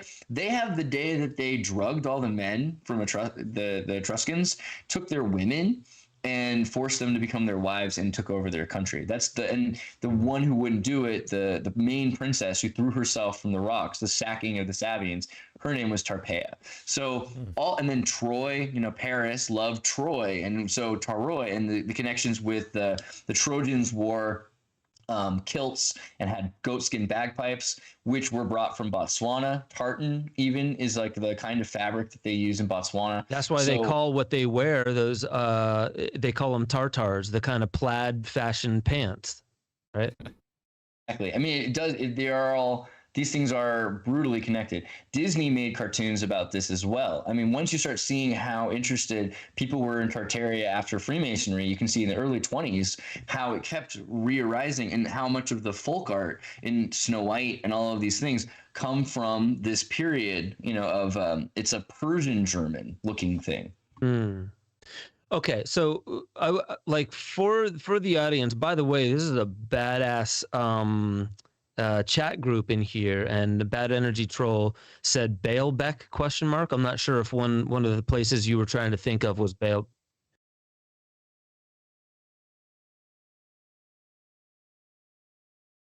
He comes from is the running of the House of Baalbek. Interesting. So there's a place in Baalbek that aligns. I'm sorry. I'm trying to figure out. It was an octagon? Is there an octagon or octagonal structure there? I'm forgetting the name of it. That if you take a look at Thomas Jefferson, who was an architect and, was instrumental in the construction of the rotunda and several other spots on a specific trajectory line in on the east, like down the eastern, not on the coast specifically, but down the east.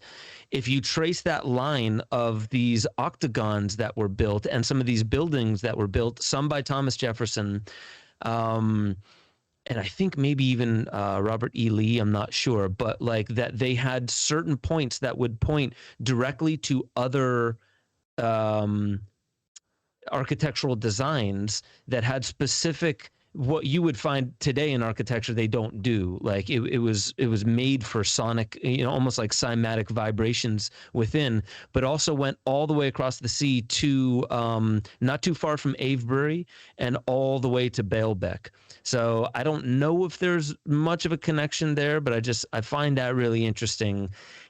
Leyline connection, I think there's another fantastic documentary series. It's Secrets in Plain Sight by Scott Onstadt, and it talks all about the metrics and how metric system is hermetric. It's actually using the hermetic measurement of and the meter isn't a new measurement, a new metric, and that Stonehenge is pointed directly at Baalbek, which is there's a triangulation with Easter Island. You can see there's like a giant through the earth from Easter Island into the outside of I think it's in Baghdad actually is the tip of it, but then the spear is in Baalbek. And there's so many other stories like Terence McKenna talked about the ley lines and their value for channeling flows of energy between these mercurial city states, which would then also control weather and but there's this other concept of it increasing consciousness. We're now talking about 5G at that point, which is another thing I find interesting is how much of this is stuff that the only kind of comparison we could make before this decade would have been magic, but now we can see examples all along the way. Every single one of these city-states, for instance, Buenos Aires and the Argentinism is named, now after Argentinium, which is the state in Strasbourg where the Black Forest is, where the dancing plague happened, where they had the first astronomical clock in Europe, right? And it's a clock based on Tartar clockmaking. If we start to look into, I think you can probably find at this point, because the Chinese government is manufacturing enough propaganda of their own, certain truths in the lies about how much comes from China. Black powder, mechanical clocks, certain kinds of calculus. The Catholics were super fascinated to exchange astronomical information about Halley's Comet. So clearly there's all of this information that's being exchanged back and forth. My God. I'm curious as to whether we should hop into the mud flood. I think we should at least give me 10 seconds on the blacks invented everything, because I have one more thought on that. So in terms of Thomas Jefferson, who was partially black, and Benjamin Franklin, who was partially black, I'm taking the Prince angle on this. I've read enough of these books and I've seen enough of the information to say I see how it happened now. There were so many people saying this is ridiculous that we're going to Netflix our historical figures into being persons of color. Well, you know what? Let me tell you, George Washington was probably part black too. If you start to look at this idea of Alexander Hamilton not being the only one, and you see there was huge racism all of a sudden developing in England because the Spanish Armada, who had been controlled by the Moors, had died in a hurricane that was on their way to take over England. And there were already royal families, and you can still see them today because they say they're descendant of Muhammad, that had gotten ready to be converted to Islam and to be associated. But there were so many people that were racist about this idea of the Spanish Moors. They didn't like the idea of a Spanish Moorish queen. This had caused huge racism. Now in France, this wasn't a big deal. You have Maurice Chevalier, who is the Black Mozart. And there's a great painting of him where he's fencing. It looks like a white man is fencing with a lady. But when you look a little closer, you see it's a black man in powder, and he's fencing with a drag queen. And this is what France was like at the time. It was a lot more open-minded, and Nouveau France was like that. It's the reason why Thomas Jefferson and Benjamin Franklin could go over there. Now, they're not full black. They're persons of color. They're maybe octa-maroon. But at the same time, they had to powder their faces, and because they lived across the sea, they could pretend to be whomever they needed to be. And they were able to establish themselves as British in order to proliferate anti-disestablishmentarianism. So there is a lot more truth there than people realize. You can also find other examples like Jose Francia, who was the president and leader of Paraguay. He was also partially black. So much of this has been lost from historical record because we want to differentiate and say, well, this person was 100% this thing and this person was against that. And it's so much more convoluted because you have extremophiles who are explorers, and they're more likely to be excited by difference and interested in each other than afraid of it as explorers. My God. So this, what I like about this is that this is a very fast moving podcast. And I know that this audience, what's great about this is I know that this audience is tracking.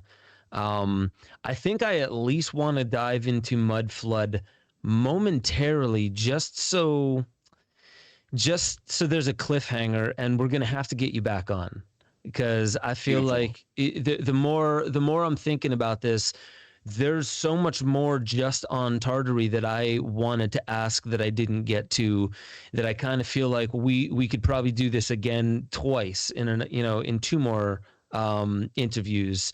And I definitely want to dive into, so the audience the audience here is primarily obviously in North America, here in the US.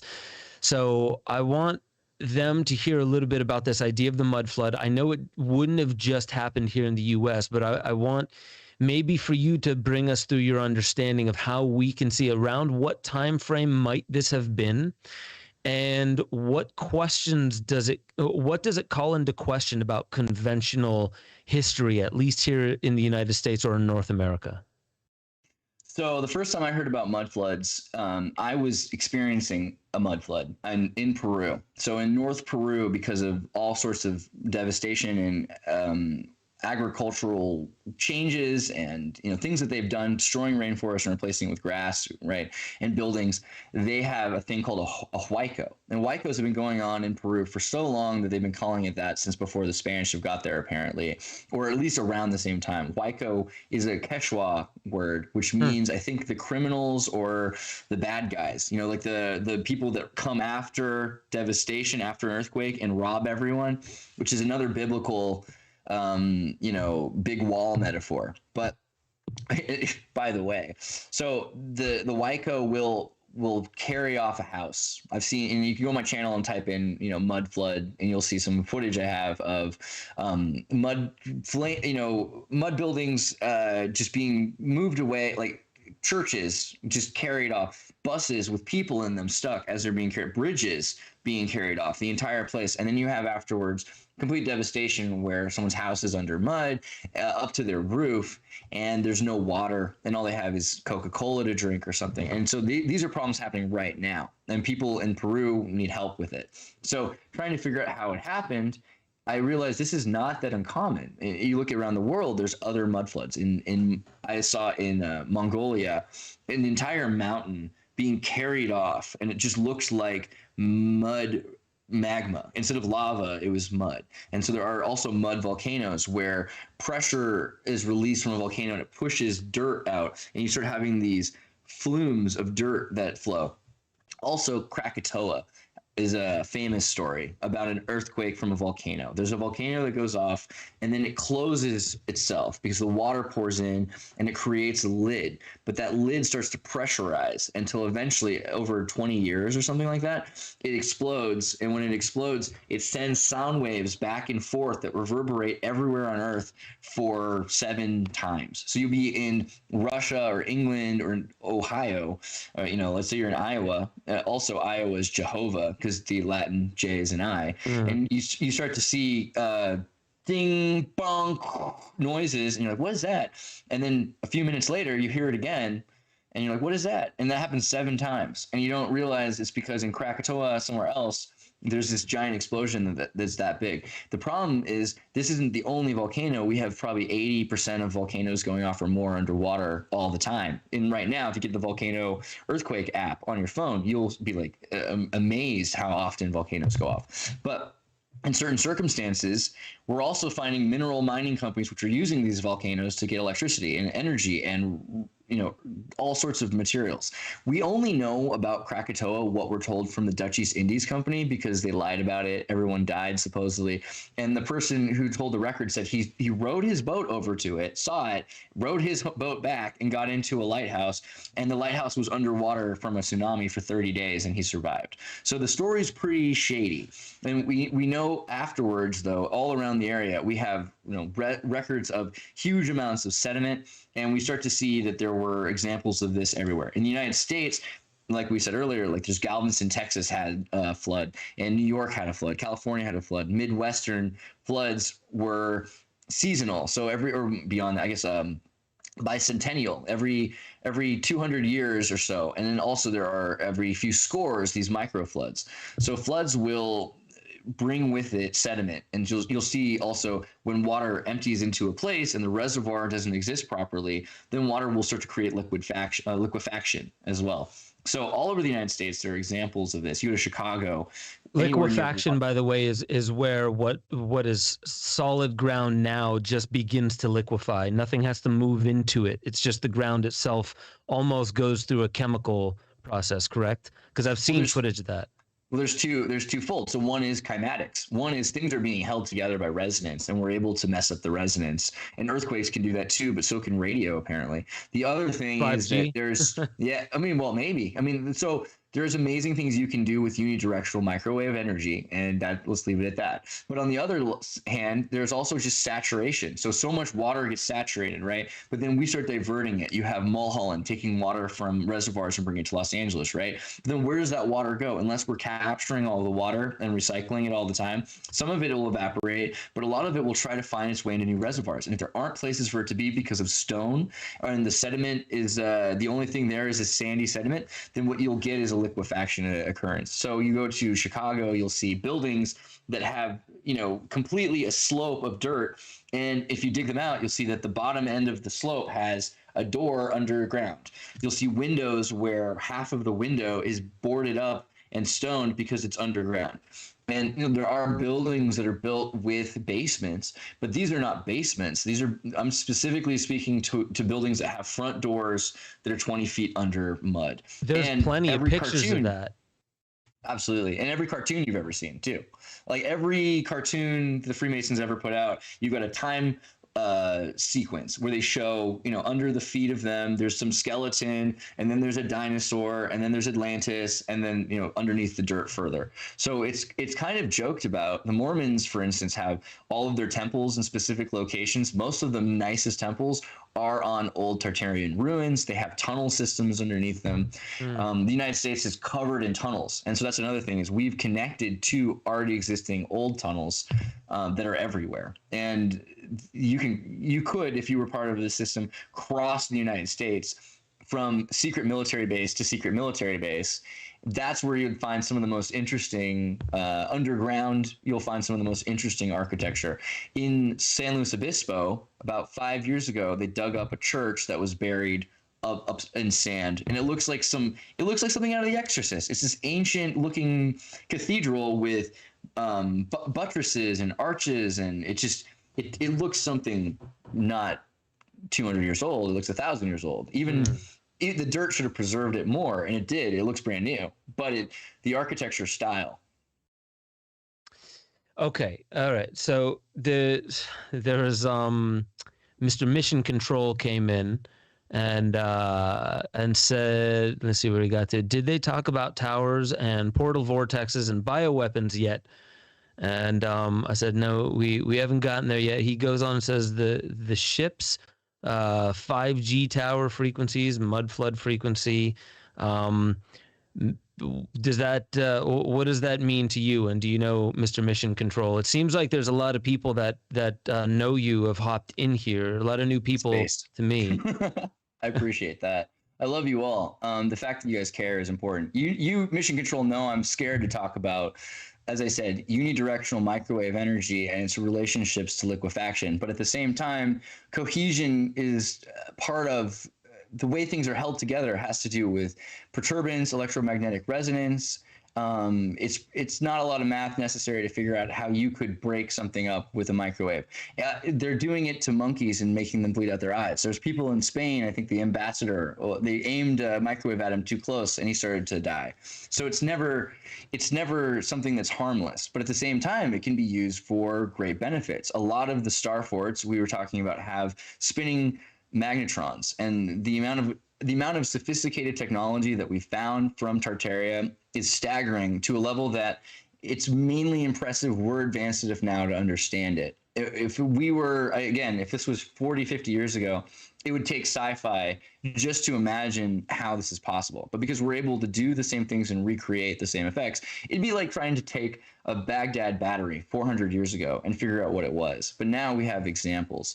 So in terms of electromagnetic equipment, things that they had, we're pretty sure that microwaves and concave lenses, which were crystal balls that have been sliced into lenses, have been used numerous times. They're not just experimental weapons by some of these, like Hero says he invented this, Michelangelo says he came up with some of these ideas that he never really built, right? So much of that is because they're looking at already existing designs in old books.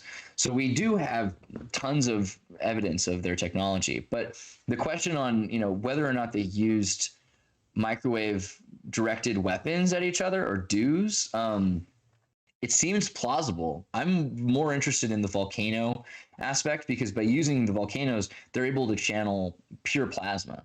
And they're also able to manufacture plutonium naturally because you're able to solidify the volcano around certain flumes, which will then cause uranium to be rapidly bombarded with electrons from the heat until it becomes plutonium. You can also turn lead into gold this way. So some of these are also natural or, geologically synthesized linear accelerators. And there's all sorts of talk about stargates underneath starforts. Mm-hmm. Syria has the military and the Stargate projects have always been fascinating. There's definitely a real military project to look for stargates. The military is mentioned that they do this. They've recruited people for remote viewing and SciTech to find them. They have found crazy giant octagons. When you start to look into Saturn and the connection to the Black Stone and Mecca, and you start to see what is really, Saturn's poles are these octagons. This idea that there's originally there were pictures of the sun, the moon, and Saturn in the sky because Saturn was closer and Saturn was, it lit up the sky as much as the moon and maybe even as the sun. Maybe you could see all three in the day as well. And the idea also that there was less blue because blue is a spectrum that is, the Alvira's hypothesis is that iridium has covered the Earth after some sort of a meteor or some phenomenon from a volcano, and then that's what killed the dinosaurs or the feathered dragons and led to the post-Armageddon world that we're living in, left behind right now. And if that's the case, also comes with it that the spectrum of light and power density is being blasted by certain kinds of Schumann accelerated electromagnetic frequencies that are blinding us to the 100 to 300 levels of 100 to 300 nanometers in the power density. So if you look at a color spectrum, you'll see the octave of color, but blue takes up way too much of that bar. And there's a lot of infrablue and things that machines can see, but we're just blacked out. But when you look at the sky is far more interesting with a machine than with the human eye. And supposedly we weren't able to see blue. If you start to read in anthropology, blue's not mentioned by many people. What's the Homer's Odyssey? The seas were green, right? Right, Homer's Odyssey. You've got everything but blue. Even the color Egyptian blue is a kind of cyan. So it's interesting. Blavatsky talks about the bluebird. Oz and Mu are mentioned by Baum, who wrote Wizard of Oz. Talks about NY. MNNOP, so like after the letter N comes O and after the letter Y comes Z. So New York and OZ in Oz. So Oz is also connected to iridium because iridium is found in the mines with vanadium, the 77th element in Kansas, and vanadium and iridium are used also in emeralds. Vanadium particularly is an emerald. So Emerald City. So much of these ideas of there being a lost civilization that's right here, that's been veiled, and Shakespeare. So Sir Francis Bacon has books about, I forget his last published work, but he's taken, I forget the name of it. It's like the most important book too. But Sir Francis Bacon wrote a book where they find a utopia that's existing, that's found a copy of the King James Bible, and they're living off of what their interpretation of it is. And it's really interesting because you start to connect it with this idea of Yeshua being a different character than the Jesus that's been created for us to destroy, nothing wrong with Jesus, but the stories are, it doesn't matter what happened while he was alive, and when he died, you became immortal, congratulations. Whereas the stories used to be, hey, here's how to live your life, right? So those kinds of things have been completely transmuted by this modern culture to hide it. All right, so I want to kind of start wrapping this back up into a point. There's some people who came a little bit late, and Let Us and Numus said, "Hi, Andreas and Ben. Andreas, can you say anything about the introduction of the new people after the reset?" So let's just try and like rein this back in. So there was this mud flood, or there was this reset. There was this event. We have evidence of flooding all over, and really all over the world. We really do see that in a lot of indigenous groups, a lot of their lore, they have some kind of flood. But even recently, when we see that there were tons and tons of orphans, and there were orphanages everywhere, and orphan trains, and young children working in coal mines and things along those lines, there's plenty enough picture evidence of those. And also the I forget, there was something at the World Fairs that had to do with orphans as well. Let us know your thoughts on, after the last reset, which, you know, we could call the mud flood. What about the introduction of new people? So who were the people who went to San Francisco? Who were the people that started basically colonizing in our view? Because this would it have been around the Civil War when we're talking about when the mud flood may have occurred? Mud flood would have been maybe 200 years before the Civil War, and then Civil War would have been the cleanup. So 1812 is kind of the beginning of World War Zero, and Civil War is the cleanup crew to come in and destroy the last of the remnants, right? Because at that point, Tatarstan still exists. It's becoming a small country, and the South still has all of these giant cities, which are now gone because Sherman walked through and just destroyed them, supposedly. And we talk about Sherman neckties. Another thing, though, gosh, we didn't even talk about the World's Fair. The World's Fair is just a collection of Tartarian ruins they put together with new prefab pieces, and then they tore it down in a year. It's like Burning Man, build it up and burn it down really quickly. So it shows you also the beginning of that kind of culture, this Babylonian culture. I would relate it also to the Tower of Babel.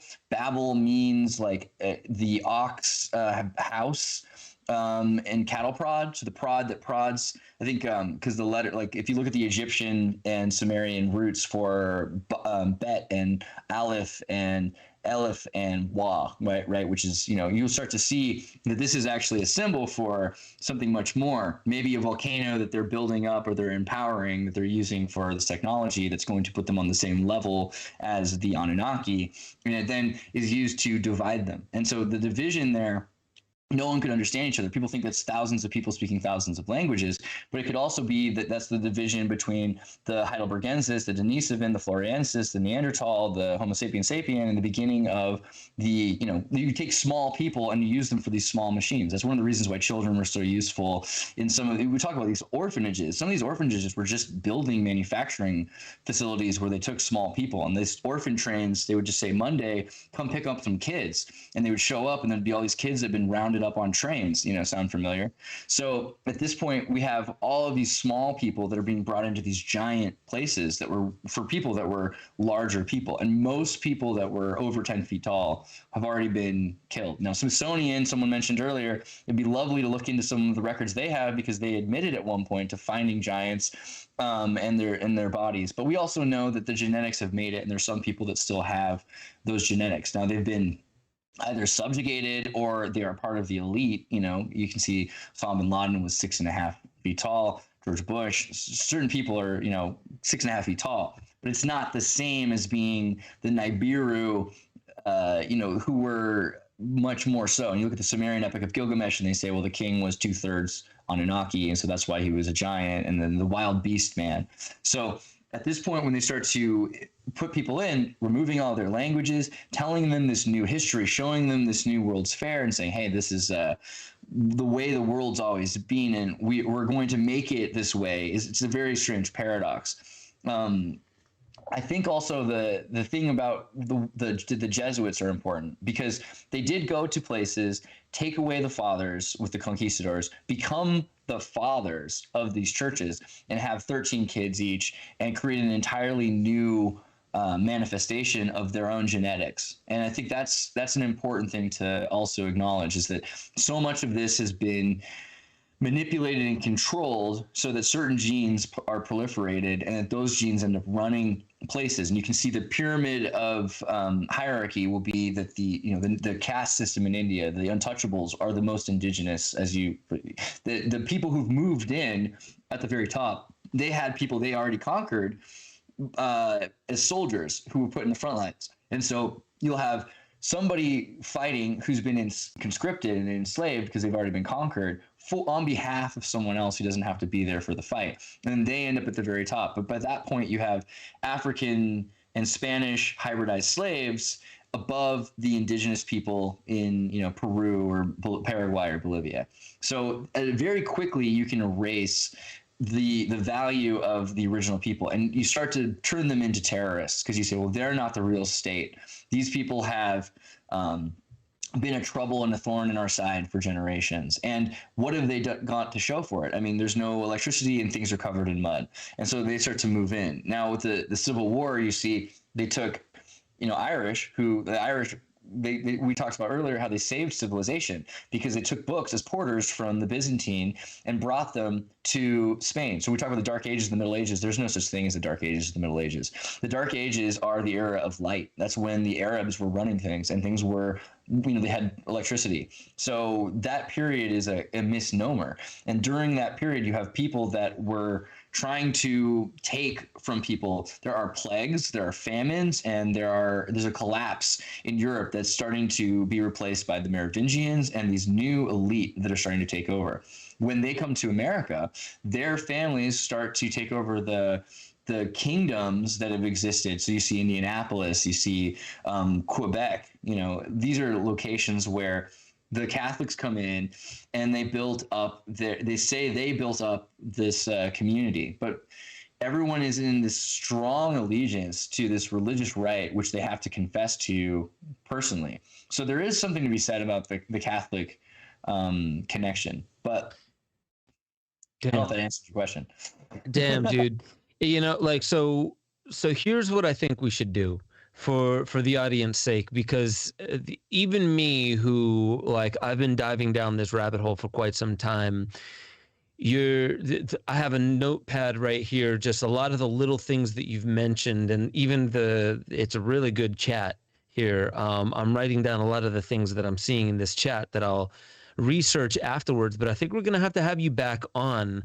And what we'll do is maybe beforehand, you and I will focus on a few points that come up for people with this episode that they want clarity on, and we'll really hover around specific points and flesh them out, because we covered a lot of territory, and now I eventually want to drive down into some of these questions, because there's so many things you mentioned here that trigger other pieces of work that I've looked into that I need to go back and revisit.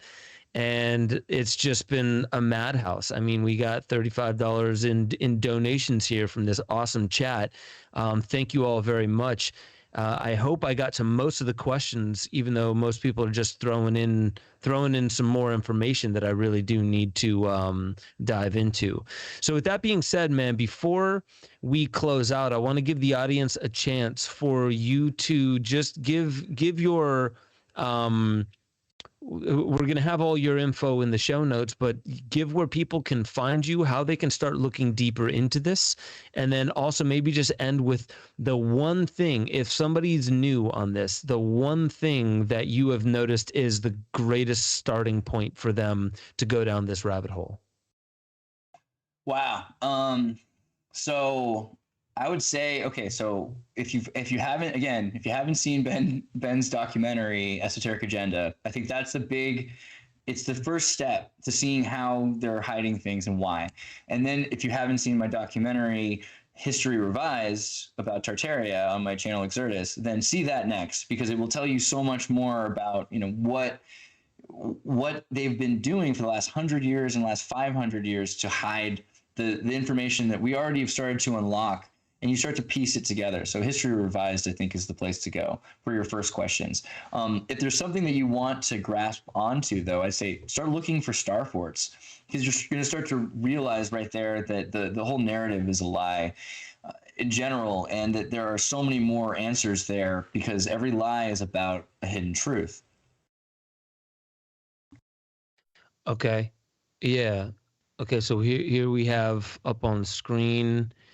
Yeah, go to exertus.com, xirtus.com, and you can go there and click on links. There should be a link to the documentary there, and also YouTube and at Odyssey. I have links to the documentary, History Revised, and you'll start to piece it together yourself. I feel like the only other person that can help bring this forward as far is Ben. So I like it that you guys are watching the old content, 'cause I have hundreds of hours on Tartaria with the foremost experts, and I feel like what we need to do is we need to move on to the new levels of evidence that are starting to come out right now, because so many people that are starting to admit it. For instance, you mentioned Putin and the governments that are starting to talk about this stuff. So this is no longer, to me, just some sort of like conspiracy theory or something. This is just history and data. And I think we really need to find this as soon as possible, because it's going to define what happens in the reset, the next reset. Yeah, which is upon us. Man, I do feel like this episode was kind of like a Disneyland train ride around Disneyland. So we got to see that there's all these things at Disneyland, but yeah, we do need to go to all the little parks. That's true. For sure, man. And dude, I really appreciate it. I like knowing my audience, they can track some deep stuff. But there was even stuff in here that that for me, I really need to, with a fine tooth comb, really go through and piece together. And I really feel like next time around, I'm going to have some more pointed questions for you. I think it's cool, man, that, you know, I met you back at Media Benders. Very shortly after that, it seemed like 3 people that I met that very same day, even though I knew Ian from before. Well, I mean, I guess Curtis didn't get involved with Tim, but you guys are out there. Are you living out there in what is Maryland? It? Yeah. So yeah. We're in we're at the West Virginia Maryland border, and in the process of also getting in West Virginia Freedomistan. So the whole future of Timcast is exciting for sure. But yeah, I'm also starting this documentary. I think I told you, so I'll probably come through Tennessee and visit you and get you on to talk more about history, because I want us to visit all the locations in the United States again and make a documentary for people so they can see the things today and the pictures of them the way they were and piece together what happened in between. For sure, man. There's a lot that I've been doing just studying Native American lore that shows that they spoke about giants. They spoke about giants that were cannibals, and some that weren't. But also a lot around Kentucky, a lot around West Virginia, actually where you're at. There's actually a whole spot that I think they call the Canyon of the Giants. It's colloquially called the Canyon of the Giants. Around Tennessee, there's a lot of Native American talk of the giants, and also Denisovans were known to be of very large stature. Just a lot of really interesting things that I think we can dive deeply into, that for most people it would be mind-blowing just to scratch the surface, but we're going to go balls to the wall on that. Dude, Andreas, any last thing you want to say to our audience before we wrap for the night? I love you guys. Thanks so much for watching this, and I can't wait to do it again.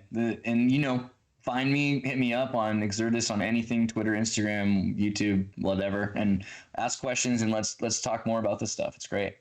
Beautiful. Well, we'll get you back on, man. Gordon, yeah, I know you're just sitting over there in the corner, man, but I appreciate you and bringing everything up for us. With that being said, ladies and gentlemen, this is why I love this show.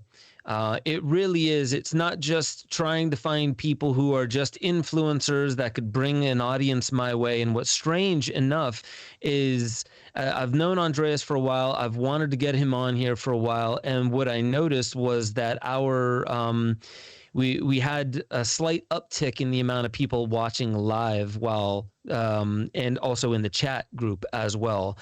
And there's something about being authentic and talking about what wants to be talked about. It seems to outdo some of the formulas and the algorithms that people try to live by when they're trying to grow their brand. I feel like if I would have just tried to grow my brand in the traditional way, maybe I would have gotten farther ahead, but it wouldn't have been the same kind of audience, and I wouldn't appreciate it like I do now. I appreciate that we can have these kinds of conversations on. I hope everyone who watched really don't just listen to it, what you're hearing today, and think, oh, well, I believe it or I don't believe it. Dive into it. Look into the star forts. Look into several of the documentaries that have come out talking about this information. There's people all across the globe that are digging up some of this research. And when you really dive deep into it, you have to realize that our conventional history was written by someone. It was written by some people. And it really does go to show that, like the grassroots people, you either have to believe that the grassroots people that are coming up with this are all just drinking Kool-Aid and they don't know what they're talking about, and all the conventional historians are noble people who only tell the truth and they only report what they have witnessed, and none of it is biased, none of it is rewriting history, and that's just poppycock. And we really need to start digging deeper into some of these questions and not be so afraid of what we might end up believing if we go down that rabbit hole. Let your intuition be the real teacher. The internet has a lot of bullshit on it, and so do people. We have a lot of bullshit in us, but that does not negate the fact that conventional wisdom is rife with bullshit. So with that being said, ladies and gentlemen, I love you all. We do this every single Thursday at 5 p.m. Eastern. I have my Waking Infinity news, of which I've spoken about Mud Flood and Tartaria. That comes out every Monday, and I also have deeper dives that go behind the paywall on benjosephstewart.com. With that being said, I'm going to let it alone for now until we get Andreas back on the show, and I'll check y'all out next time on the Ben Stewart Podcast.